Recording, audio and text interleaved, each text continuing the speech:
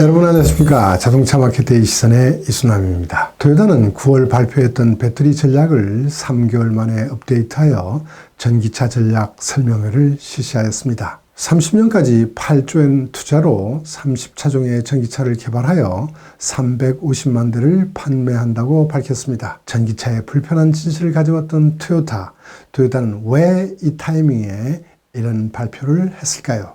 과연 테슬라와 폭스바겐의 임팩트가 있는 카운터 펀치 전략이 될 수 있을까요?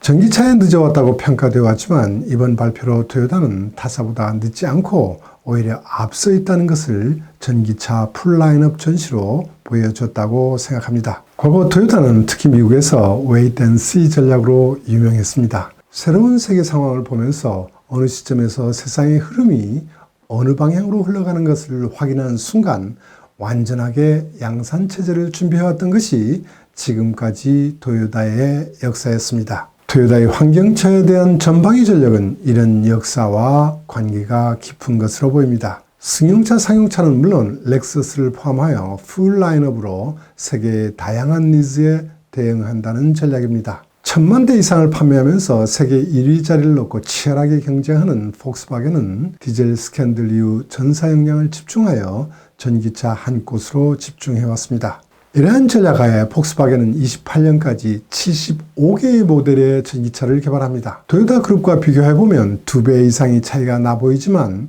그룹 내 브랜드 수를 고려해보면 토요타의 모델 라인업이 더 공격적이라고 평가할 수 있습니다. 토요타의 전기차 네이밍도 폭스바겐이나 현대차, 기아처럼 알파벳과 숫자를 조합하여 운영하고 있습니다. 토요타의 전기차 네이밍 BZ는 Beyond Zero를 의미합니다. 이미 토요타는 SUV 전기차 BZ4X를 소개했습니다. 여기서 4의 의미는 컴팩트 차급을, X는 SUV를 의미하고 있습니다. 이번에 소개된 BZ 차종 중 몇 차종은 양산 시점이 비교적 가깝습니다. 시리즈 중에서 가장 컴팩트한 SUV인 BZ 스몰 크로스오버는 유럽 시장을 겨냥하여 작지만 쾌적한 실내의 전기차입니다.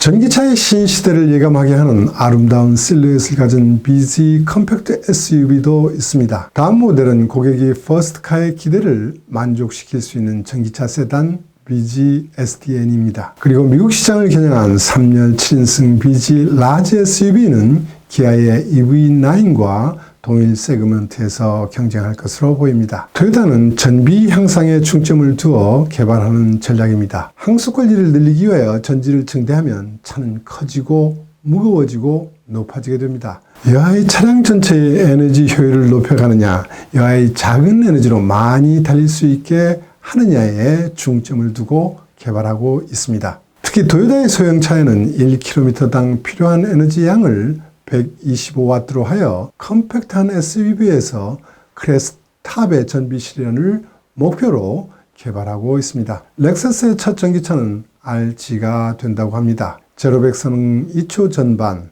항속거리 700km 이상을 실현하는 하이 퍼포먼스 전기차 등도 전시되었습니다. 상품 전략에서 가장 중요한 부분 중 플랫폼의 경쟁력은 지난번 저희 영상에서도 지적했습니다만 폭스바겐은 새로운 플랫폼을 개발하고 있습니다.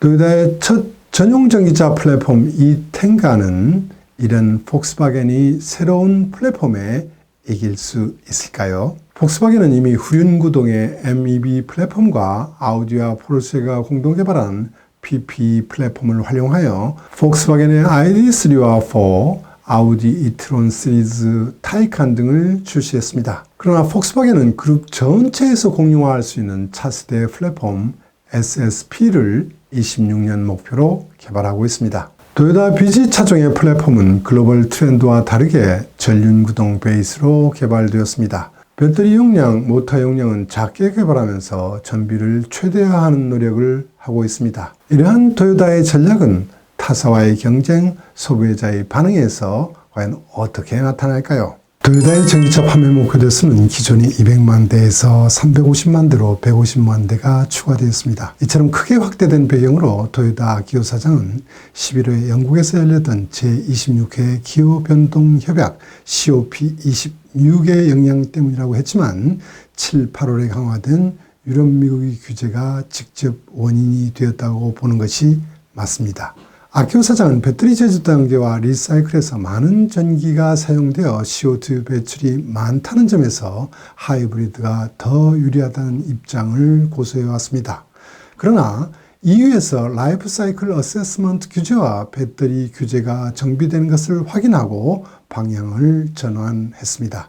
토요타가 오랫동안 지속해온 Wait and See 전략에 따라 의사결정을 한 것으로 보입니다. EU는 2035년 내연기관 판매 금지 규제안을 발표하였고 미국은 바이든 대통령이 2030년 전체 판매의 50%를 ZEV로 해야 한다는 명령에 서명했습니다. 이에 따라 토요타는 유럽 시장에서 2030년 기존의 전기차 판매 목표 비율 40%를 이번에 50%로 확대하였고 35년에는 100%로 전기차를 판매한다는 계획으로 변경하였습니다. 미국 시장에서는 10%의 전기차를 판매한다는 계획이었지만 이번에 50%로 확대해야 했습니다. 두 번째는 테슬라가 주도했던 프리미엄 럭셔리 시장에서 전기차에 대한 기회가 매우 빠른 속도로 높아지고 있기 때문입니다. 렉서스도 이 전동화 스피드에 서둘러 대응하지 않으면 안 되는 상황이 된 것입니다. 렉서스는 2030년 유럽, 미국, 중국 시장에서 판매하는 차는 전부 전기차로 대응하고 35년은 전 세계 시장에서 강점이었던 하이브리드를 중단하고 100% 전기차를 판매한다는 계획입니다. 토요타가 처음 수립했던 30년 초기 판매 목표는 현대 기아차의 합계 목표 대수와 거의 동일한 200만 대였습니다. 이번 토요타가 확대한 350만 대는 폭스바겐이 500만 대에 비교하면 작게 보입니다. 여기에는 양사의 판매 전략과 수익 전략 운영 차이가 있다고 보입니다. 폭스바겐은 디젤 게이트 이후 토요타의 하이브리드와 같은 대안이 없어서 전기차에 올인하는 전략으로 쉬프트했습니다. 테슬라는 럭셔리와 혁신성의 이미지를 앞세워 리치한 고객 시장을 개척해왔고 또한 성공 중에 있습니다. 물론 폭스바겐 그룹에도 포르쉐, 아우디 등 럭셔리 프리미엄 브랜드도 있지만 대중 브랜드들은 고객이 전기차 구입을 원하든 원하지 않든 전기차 시장을 개척하고 대량으로 팔아야 합니다. 이런 시나리오 아래 대규모 투자 대량 생산으로 수익 목표를 달성하겠다고 하고 있습니다. 25년 전체 판매의 20%를 전기차로 판매하여 플랫폼 공용화 효과와 배터리 코스트 인하 효과 그리고 여러 브랜드 차량을 한 공장에서 생산하여 생산 코스트를 절감한다는 계획입니다. 이러한 전략으로 폭스바겐은 마진 페리티 즉 내연기관차와 전기차의 수익이 같아지는 시점을 향후 2 내지 3년으로 설정했고 2025년 8 내지 9%의 영업이익률을 달성하겠다는 목표입니다. 그러나 토요타는 폭스바겐의 시나리오와는 다르게 어디까지나 고객이 차를 선택한다는 입장을 고수하고 있습니다.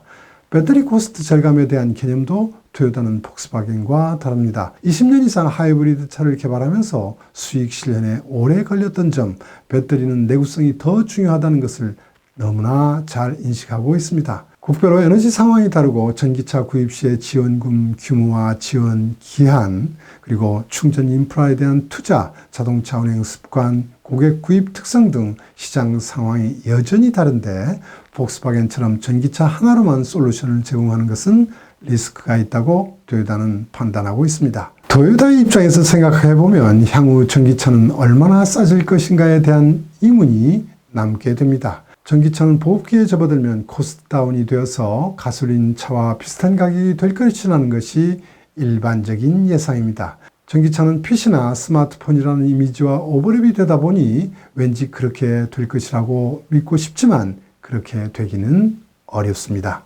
전기차 가격이 비싼 것은 한마디로 리튬이온 배터리 가격이 비싸기 때문입니다. PC나 스마트폰에 비하면 전기차가 필요로 하는 배터리 양은 PC의 1000배에서 2500배 정도의 리튬이온의 배터리가 필요합니다. 만약 전기차가 본격적으로 보급되면 필요로 하는 리튬이온 소요량은 아주 많아지게 됩니다.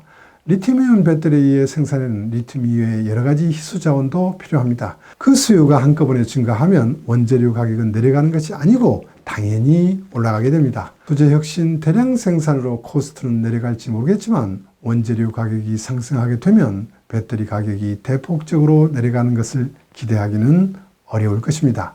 최근 이러한 현상이 일어나고 있습니다. BYD 등 중국 업체들은 이미 배터리 가격을 20% 인상했습니다. 인산철 배터리가 주목을 받고 있지만 리튬 가격 인상으로 NM식의 배터리와의 가격 차도 과거 20%에서 10% 이내로 줄어들고 있습니다. 연간 20조 원 정도의 영업이익을 기록하고는 토요타의 입장에서는 수익을 해치는 것은 죄악이라 여기고 있기 때문에 보수적인 시나리오를 따르게 되어 있습니다.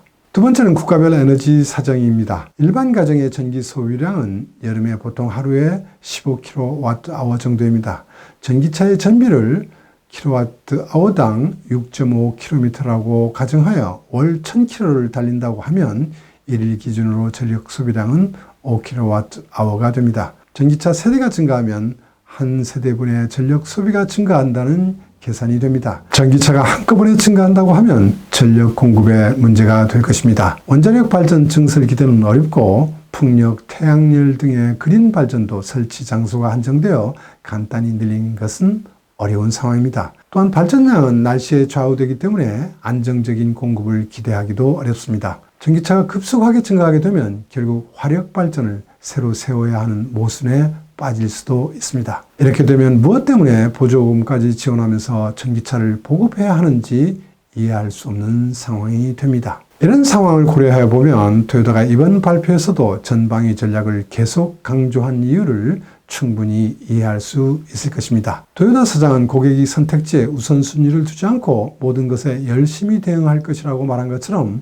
하이브리드, 연료전지차, 수소엔진차 등에도 계속하여 투자하고 있습니다. 토요타는 전동화 전략에 22년부터 30년까지 9년간 8조엔을 투자한다고 합니다. 전기차와 배터리 개발 생산에 4조엔, 하이브리드와 플러그인 하이브리드, 수소연료전차, 수소엔진차 개발 생산에 4조엔을 투자합니다. 지난 9월 발표 시 배터리 개발 생산의 투자 금액은 1조 5조엔이었는데 3개월 만에 5천억 엔이 증가한 2조엔으로 확대되었습니다. 30년 배터리 생산 능력도 종래 200GWh에서 280GWh로 증대했습니다. 토요타의 투자 규모 82조 원 작지 않은 금액이지만 설비를 최소화한 것을 기준으로 하고 있습니다. 그러나 시장 상황이 급변하여 공급 확대가 필요할 때는 언제든지 최단 기간에 대응할 수 있는 준비를 철저히 하고 있다고 했습니다. 그러나 뭐니 해도 자동차 비즈니스는 상품에서 시작해서 상품으로 끝이 난다는 말이 있습니다. 지금 토요타는 테슬라들을 따라잡기 위하여 전자 아키텍처도 열심히 개발하고 있습니다. 그러나 토요타는 지금까지 내연기관 차량의 신뢰성을 고객 가치로 했던 것처럼 전기차에서는 이것에 대해서 전비 효율과 배터리 내구성에 중점을 둔 실용성을 새로운 고객 가치로 정한 것으로 보입니다. 토요타는 전기차 하나에 집중하고 있는 폭스바겐 등 경쟁 업체를 전방위 전략으로 포위하려고 하고 있습니다. 토요타의 이러한 전략은 디지털 트랜스포메이션이 급속하게 이루어지는 새로운 시대에도 계속하여 통할 수 있을까요? 오늘은 여기까지 하겠습니다. 들어주셔서 감사합니다.